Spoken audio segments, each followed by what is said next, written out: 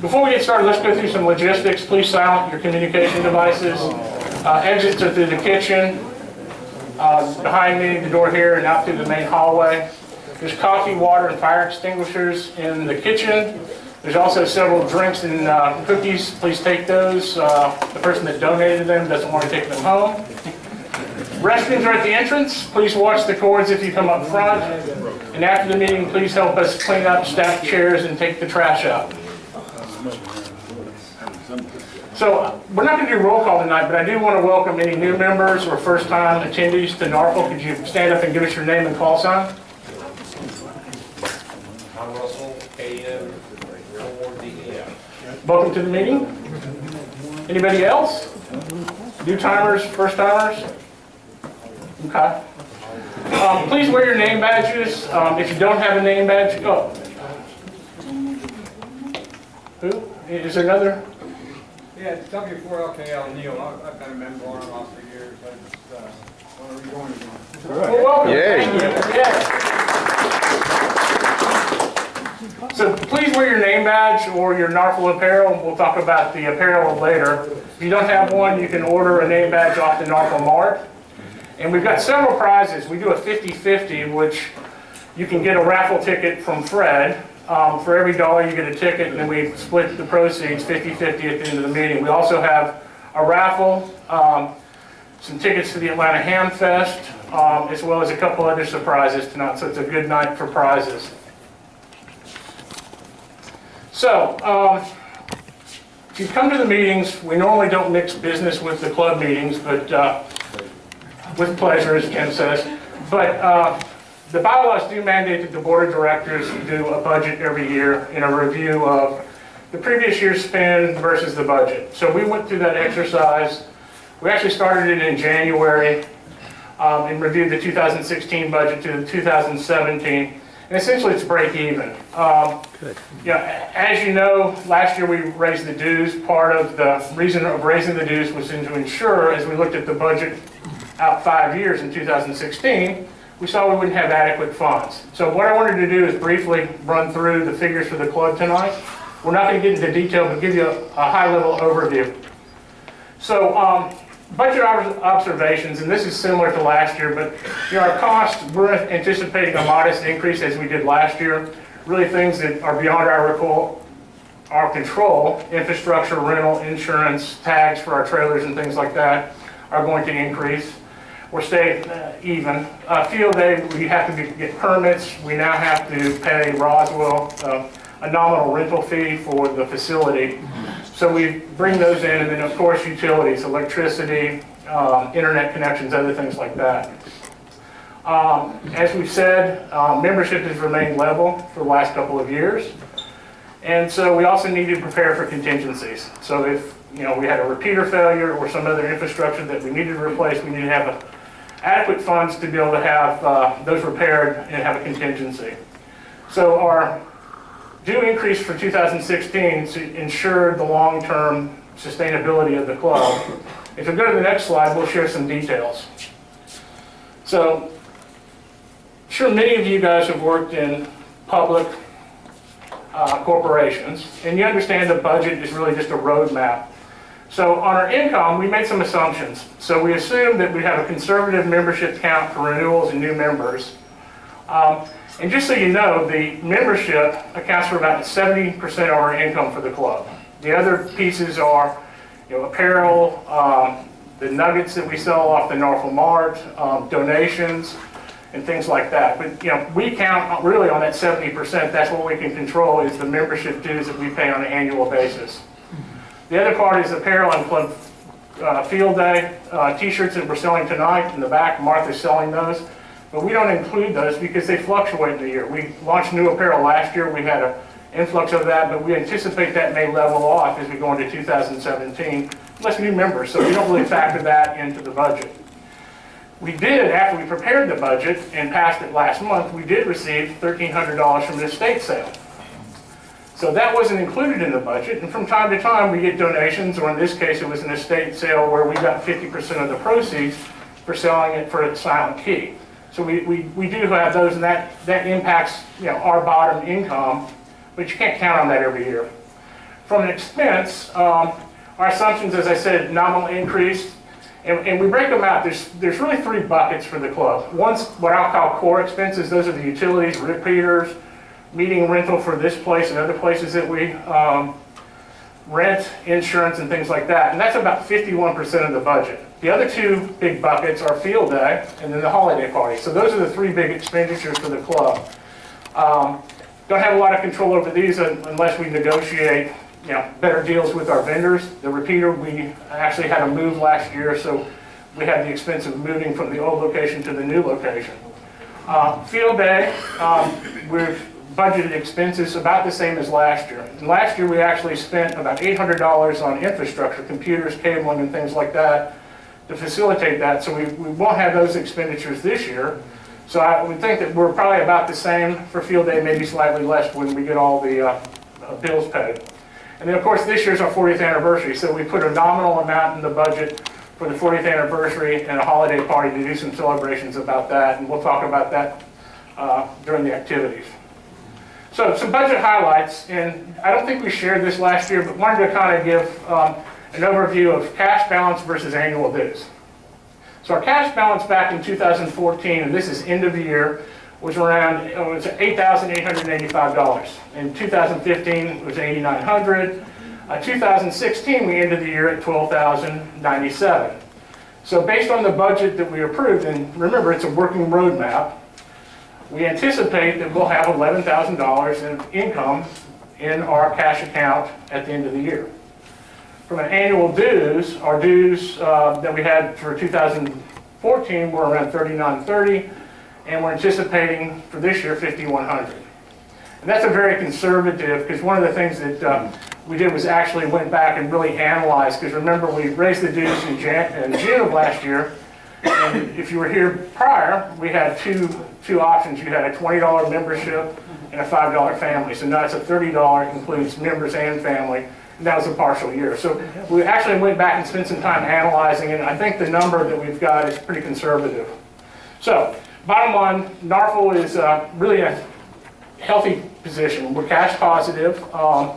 Don't be concerned that the ending balance is $11,000 because we may have an estate sale, and us as the executives are managing our spending, and we want to make sure that we've got funds for contingencies. And I think we're well positioned to be able to provide the same level of activities and maybe do some more things in the future. So any questions before we get on with the program? No? Yes.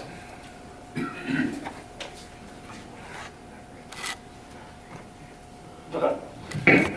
So Jim brought up a good point. So this budget is for the NARFL Club, the organization here. Within the club, we have the youth activity, what's the S stand for? Youth Scholarship. Youth Scholarship. That's a separate account, okay? So they create their own budget, which Jim and John Clute and Martha are the directors of that. They report up to the executive committee of NARFL. So they presented their own budget, and their major fundraiser is Ham Jam, which we'll do in November. So that's separate funds. We keep those separate from the NARFL books. So this is NARFL's budget, NARFL's funds. Ham Jam, or YESA, is a separate entity within inside of NARFL. So any other questions? If you have questions, yes, sir. I was just wondering if you were using the Amazon, making money off of that. Yeah. We do have Amazon, so if you're an Amazon member, you can go to NARFL or to ARRL and purchase through that, and we get a small stipend from that. It's called Smile. Smile, Amazon Smile. So if you have any questions, I'm available to answer them. Fred or any of the executives, we're trying to be open and transparent. Everyone's welcome to come to the executive meetings, which we hold the Tuesday after the regular club meetings. The only thing that we ask is that you notify us ahead of time because we do have limited space. So if there's no questions, we'll move on and go to membership. Pablo? Thank you, Mark. And now, so after this budget introduction, it's easy to tell you that now, yes, you understand where all this money come from mostly from your membership dues. And you can find this membership report on your seats, and please go ahead and look for your call sign. If you find your call sign in the first part of this, that means you have paid your membership dues in the recent 3 months, and that means big thanks to those who paid your membership dues. In the next part, you will find those whose membership is going to expire in the coming 3 months, so it's just a reminder. Please, so I heard some misunderstanding that people think it's kind of shame list or something. No, it's not. It's just a reminder. And the same for the reverse part of this list. You might find some familiar call signs, and these people who used to be members, but maybe they forgot to renew their membership and pay their dues. And it's just a reminder. Please check if your call sign is in this list. That means you may have forgot to pay or missed the reminder email. And maybe you can find your friend's call sign in this list, and then please call him or her and ask them to renew their membership if they want to continue using club resources and activities. So that's it for me. Please don't forget to renew your membership. Thank you.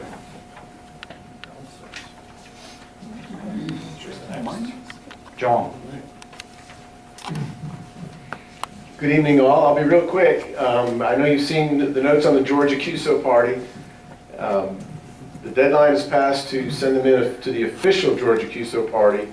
If you're late getting them to me, try and get them in the next day or two for the NFARL competition.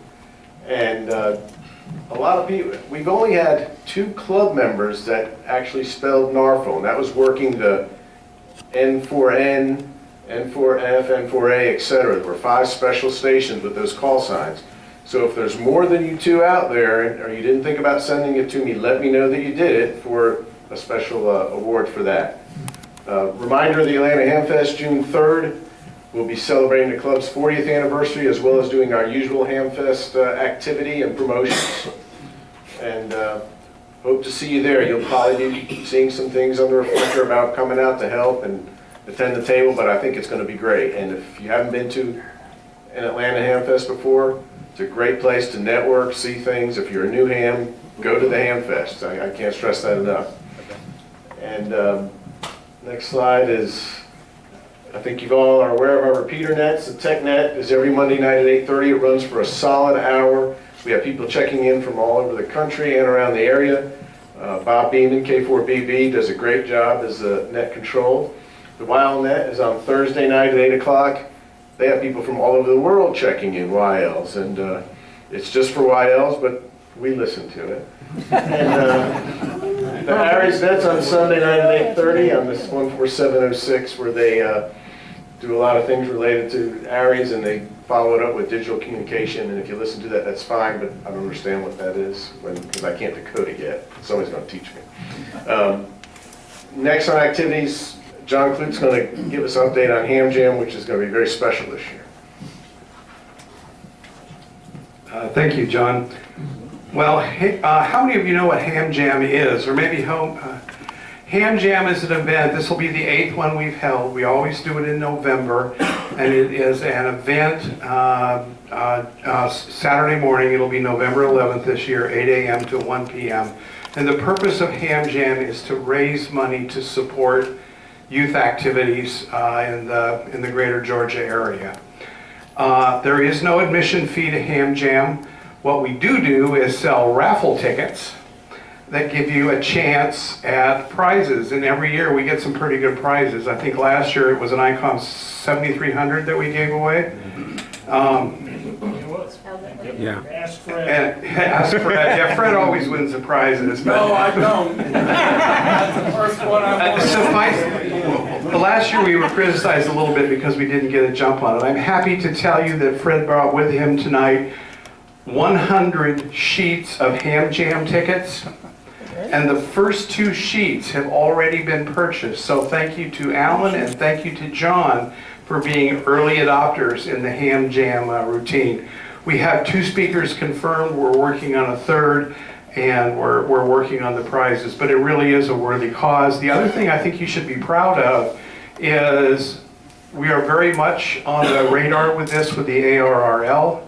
They think it's a great thing and that other people should be doing it. And we were talking to some of the folks from the NorCal DX Club. They also were very impressed, and they want to try and start a ham jam type operation in their neck of the woods. So it's a great thing. I'm sure you'll be hearing more of it. Yes, Chuck? Roughly, John, how many dollars in prizes do you think will be given away in Ham Jam this year? I know you- Well, if it's like previous years, it'll be in the range of $5,000 worth of prizes. And I have no reason to think it won't be like other years. So it really is it's a good opportunity for $20 to get some shot at some really great prizes. Yes, John? Mark. Where is it, John?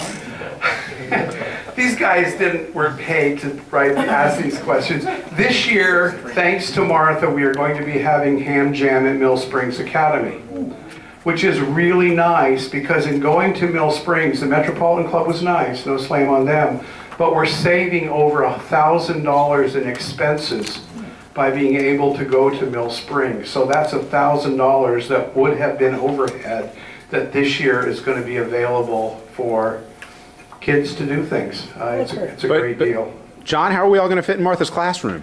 That's going to be a real challenge, but you know, Martha's a creative person, so I'm sure it'll work out. More to follow, more to follow. I just want to let you know that tickets are out there, we're working on it, and we really hope to see everybody there.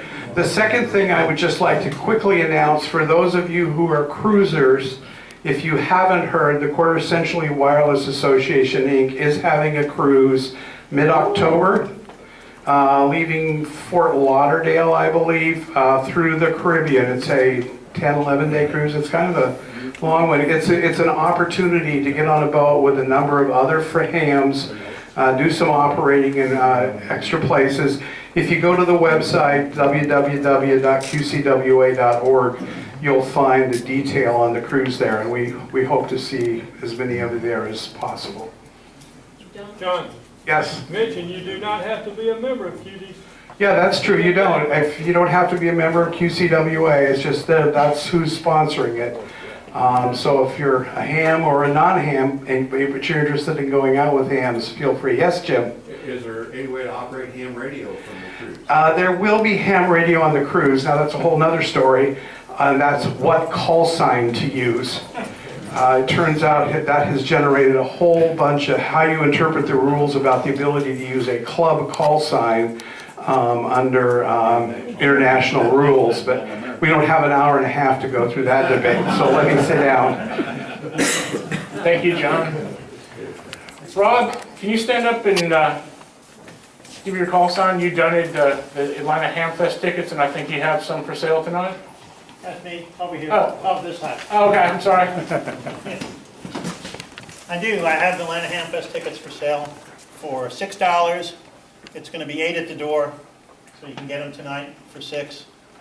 Cash or PayPal. In fact, PayPal probably be easier. But I'll give you the ticket and then trust you to do the PayPal. And it's gonna be a good Hamfest this year. We're gonna have all kinds of things, including you guys. We're gonna have John there, like every year. He's one of the stars of the Hamfest with his satellite demos. And the balloon, our balloon presenter is going to be there too, and he's gonna launch a balloon. Cool. So see me afterwards if you want any tickets. Should be cool. And thank you again for donating the tickets to our raffle tonight. Ian, feel that? Yep.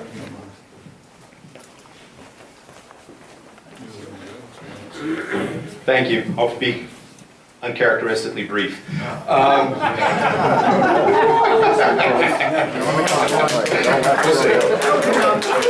All right, field day is coming up. It's about 5 or so weeks away. Your field day station captains are starting to look for people to sign up to operate at field day. I know it's a bit of a ways away. People aren't thinking about that yet. Start thinking about it. When the field day when the station captains, when Pavel and Nathan and Mark send out notes for people to come sign up, they've each got their own set of instructions. get in touch with them. If you're a CW guy, get in touch with Pavel. If you're a phone guy or CW or digital, get in touch with Nathan. He's doing the phone in the swing station. If you've got folks for GOTA, get in touch with Mark. He's the GOTA captain this year. If you want to do 6 meters, John Clute again, we'll mention him again tonight, is our 6-meter guy.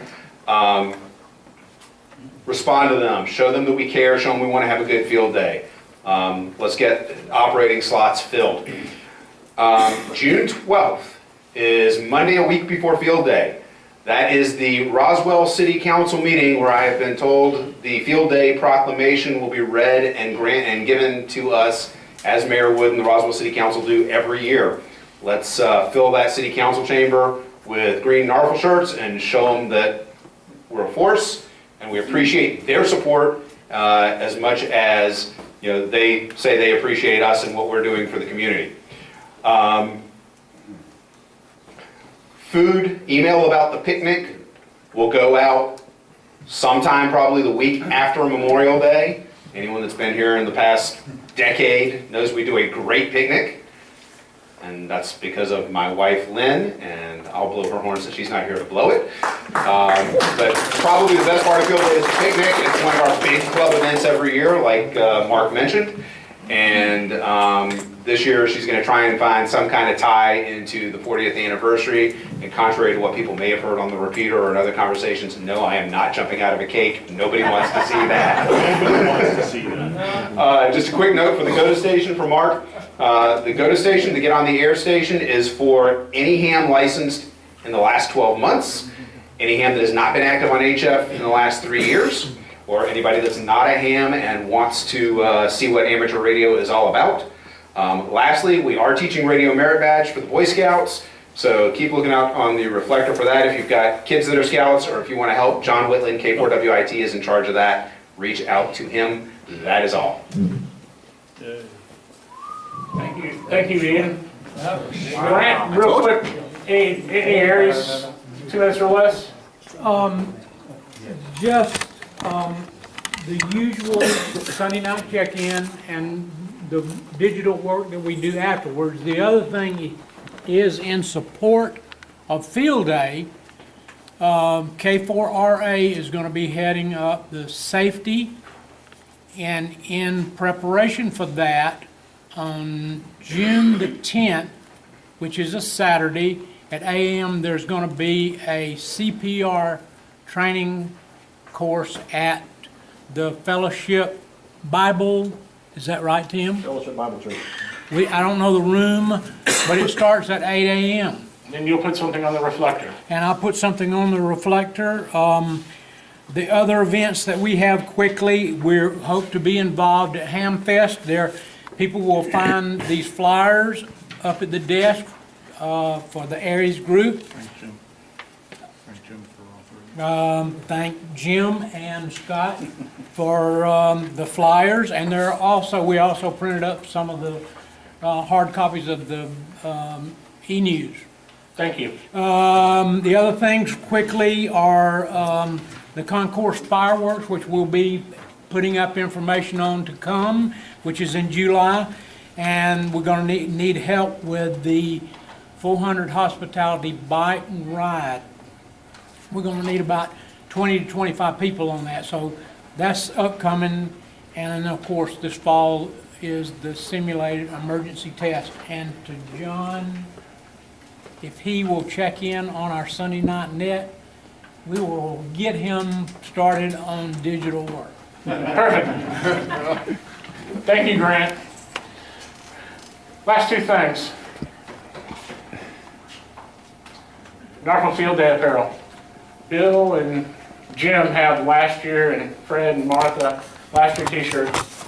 Jim, W4QO, designed our 2017 shirt. There's a better picture on the back table. We are selling them tonight. They are 100% cotton. $12 for small, medium, large, extra large. 2X and 3X are $14. And you can order tonight. If not, you can order them on the mark. The cutoff date is June the 4th, so we can have those distributed to everyone before the field day. NARFL apparel, the shirts that I and some of the other members. We've gone through this. The next cutoff for this is May 31st. And Daryl, we planning to pass those out at the June meeting? Yeah. Okay. And then one other thing, a friend of the NFARL actually printed off in slick copy this month's e-news. Special thanks to Daryl. He puts in a lot of effort and work. We're always looking for people to write articles. They don't have to be very long, and he can help edit and wordsmith that. Thank you for doing that every month, Daryl. And take a look. Thank you to the silent person that distributed these. These look great. We're going to get some over to Ham Radio Outlet. And at this point, I'm going to turn it over to Daryl to introduce tonight's speaker.